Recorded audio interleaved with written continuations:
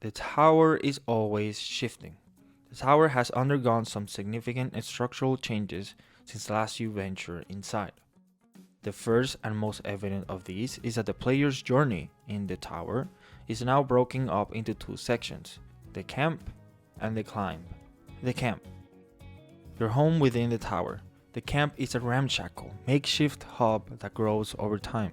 Each time you complete a climb in the tower, you earn meta currency that is used to upgrade the camp, providing new and or upgraded functionality that you will have access to for future climbs. Camp concept is still work in progress. Just like everything during these sneak peeks, the game is still in early development, so nothing is set in stone. The climb.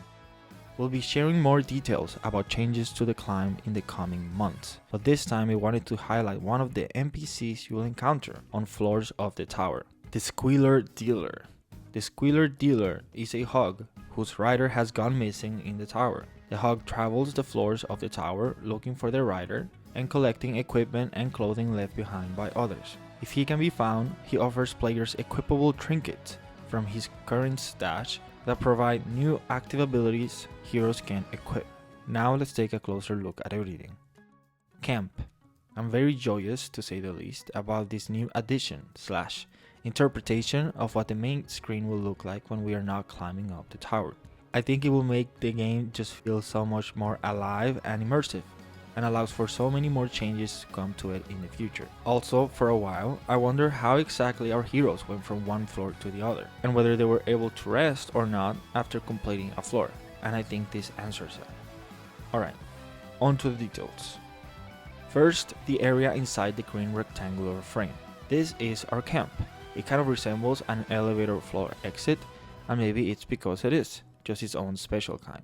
There's a cogwheel sign in the center, along with some greenery and a barbarian ready for action.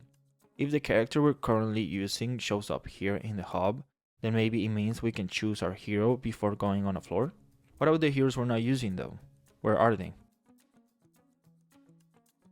We can see some of the characters' equipment such as Valkyries, Barbarians and Archers, not just their weapons, but also their backpacks. Heroes have backpacks to store consumables they've accumulated in their climb, with Phoenix Feathers being the only one we had seen so far, but maybe the Squealer Dealer's items will be part of that. There's a small training area, very important for our heroes to stay in shape, and while it looks decorative, maybe it can actually be interacted with, and we can test our moves here. Yeah! If we look at the lower right corner, we see a dock with a balloon waiting next to it, so this may be our transportation method from one floor to another. Now that we've gone outside the camp's frame, let's look at everything outside of it.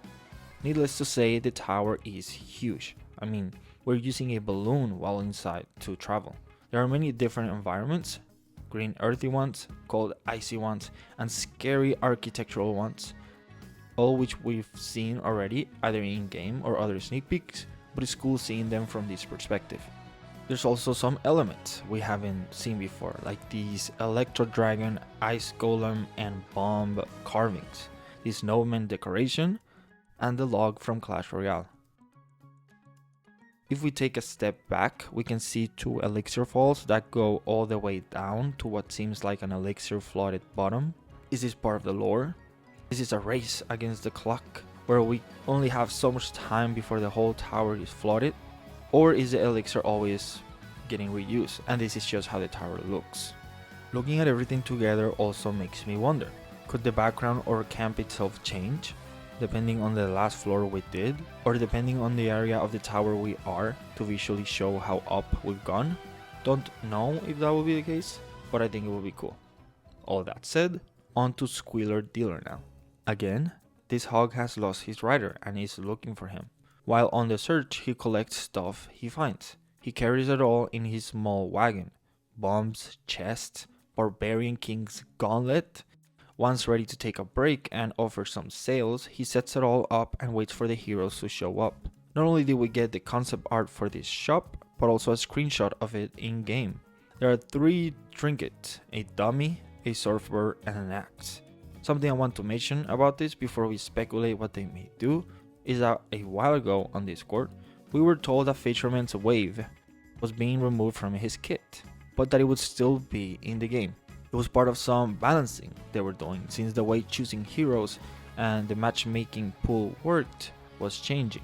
If we look at the surfing trinket, we can see that it looks like Fisherman's Wave ability, and that's because it probably is.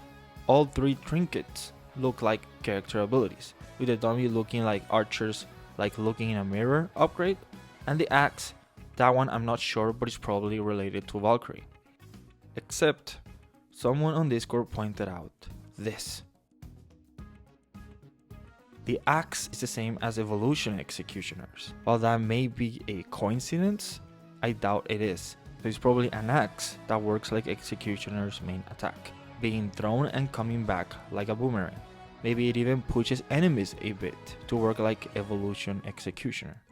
Does this mean Executioner will be a hero in the game? Not necessarily. While that could be the case, to me this means we'll be able to use abilities from characters that aren't heroes or aren't present in the game. It allows characters that aren't heroes to be experienced through their abilities.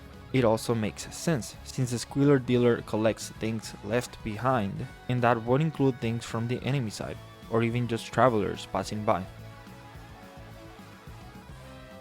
Back to Archers and Fishermen's moves becoming trinkets to them. While the heroes' kits are changing, some of their abilities will become available to everyone, which I think it's cool for allowing a more flexible playstyle that may not be offered by the hero alone.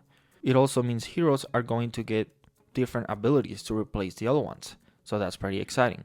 Trinkets aside, and Squealer Dealer aside, we also get the 3 newest hero additions to the game in their in-game glory. Just 3 absolute units, standing side by side, ready to make the choice they'll bring into action. More information. Like with previous sneak peeks, people in the chat ask questions, and more often than not we get answers. This time is no exception. What we've obtained from such questions and answers is that more social features will come to the game. Climbing up the tower won't be as punishing with the introduction of temporary save points, and the tower's division into more clear chunks or sections. War building information will be added as the game reaches a more completed state, and leaderboards are getting added inside the game, so we'll be able to track our progress better.